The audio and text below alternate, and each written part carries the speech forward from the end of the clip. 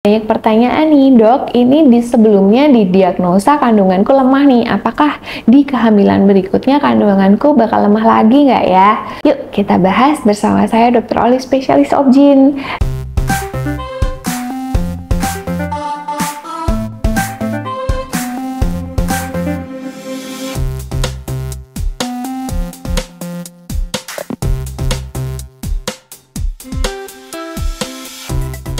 Untuk mom, sebenarnya kandungan lemah itu kan bisa bermacam-macam ya. Memang karena ada cervix incompetence. Jadi incompetence cervix itu karena cervixnya itu udah agak terbuka. Jadi otomatis ketika hamil sering terjadi loss, pregnancy loss, atau mungkin perdarahan, flag itu bisa. Sebenarnya kalau memang karena cervix incompetence itu kita bisa melakukan serklase atau diikat mulut rahimnya.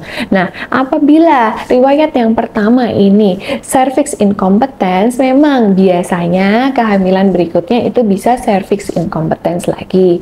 Tapi kalau mungkin yang pertama itu kandungannya lemah karena mungkin karena infeksi di vagina, infeksi saluran kencing berulang, atau mungkin karena kehamilan kembar yang perutnya stretch terlalu lebar, terlalu besar, otomatis jadi sering banget mengalami ancaman keguguran. Jadi sebenarnya itu case by case ya, kita lihat dari sebelumnya, apakah sebelumnya ini ada kemungkinan mungkin riwayat yang bisa menimbulkan keguguran itu atau enggak. Jadi kadang-kadang enggak semuanya itu setelah dulunya kehamilan lemah berikutnya pasti kehamilan lemah, sebenarnya enggak loh, tapi itu merupakan salah satu faktor resiko yang bisa mengingatkan kita supaya kita lebih hati-hati untuk menghandle kehamilan berikutnya. Dengan ada riwayat seperti itu, dokter pastinya akan memberikan yang terbaik supaya moms nggak mengalami kehamilan lemah di berikutnya, dan supaya moms tidak mengalami ancaman keguguran di berikutnya. Dan yang pastinya sang dokter ini akan membuat dan menjaga sedemikian rupa supaya kehamilan moms ini lebih aman dan lebih optimal.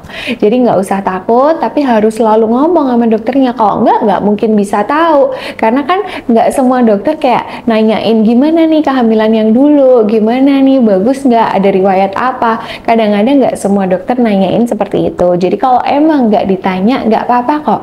Moms boleh cerita, moms boleh berinisiatif untuk sharing dulu ke dokternya. Jadi paling nggak itu sudah suatu bonding yang kuat. Jadi sang dokter bisa memberikan yang terbaik buat moms. Jadi nggak usah terlalu berkecil hati dan jangan sampai takut hamil lagi. Namanya hamil tuh rezeki kok, harus tetap disyukuri ya. Bye-bye, jangan lupa subscribe and share. See you.